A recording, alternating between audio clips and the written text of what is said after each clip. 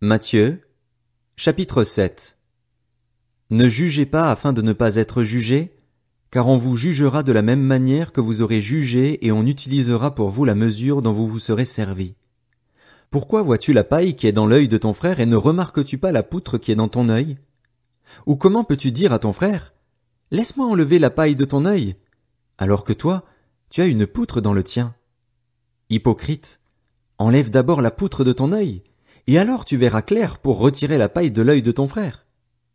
Ne donnez pas les choses saintes aux chiens et ne jetez pas vos perles devant les porcs, de peur qu'ils ne les piétinent et qu'ils ne se retournent pour vous déchirer.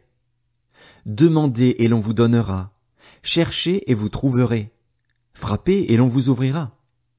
En effet, toute personne qui demande reçoit, celui qui cherche trouve et l'on ouvre à celui qui frappe.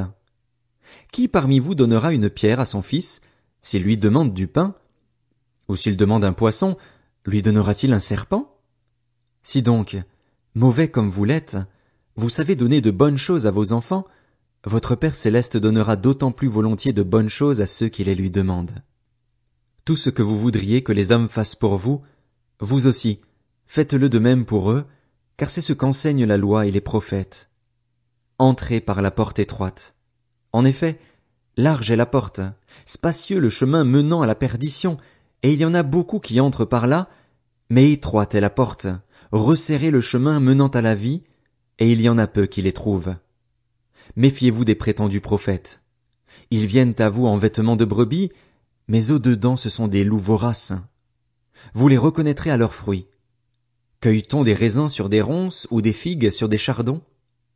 Tout bon arbre produit de bons fruits, mais le mauvais arbre produit de mauvais fruits. Un bon arbre ne peut pas porter de mauvais fruits, ni un mauvais arbre porter de bons fruits. Tout arbre qui ne produit pas de bons fruits est coupé et jeté au feu. C'est donc à leurs fruits que vous les reconnaîtrez. Ceux qui me disent « Seigneur, Seigneur », n'entreront pas tous dans le royaume des cieux, mais seulement celui qui fait la volonté de mon Père céleste. Beaucoup me diront ce jour-là « Seigneur, Seigneur, n'avons-nous pas prophétisé en ton nom? N'avons-nous pas chassé des démons en ton nom? N'avons-nous pas fait beaucoup de miracles en ton nom? » Alors je leur dirai ouvertement, « Je ne vous ai jamais connus. Éloignez-vous de moi, vous qui commettez le mal. » C'est pourquoi, toute personne qui entend ces paroles que je dis et les met en pratique, je la comparerai à un homme prudent qui a construit sa maison sur le rocher. La pluie est tombée, les torrents sont venus, les vents ont soufflé et se sont déchaînés contre cette maison. Elle ne s'est pas écroulée, parce qu'elle était fondée sur le rocher.